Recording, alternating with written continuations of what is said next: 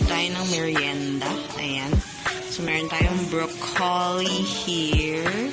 It's frozen already. And then, gumawa na ako ng mixture ng mga all-purpose flour, ng salt, at saka ng paminta. And gagamitin natin syempre ang mantika sa pag-piprito.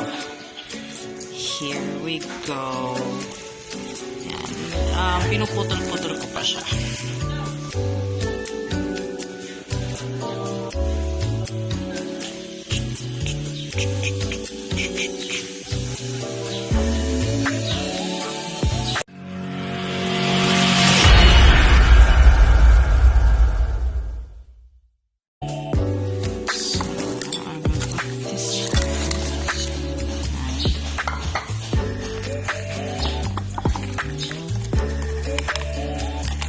Coated natin lahat.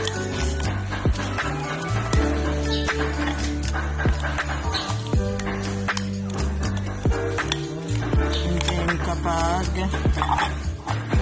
mainit na ang mantika, ayan, may pinainit na akong mantika. May tumawag sa akin kaya hindi ko kaagad napakita. Ayan. Saka tayo maglalagay ng ayan, I think mainit na. So, try muna tayo ng isa.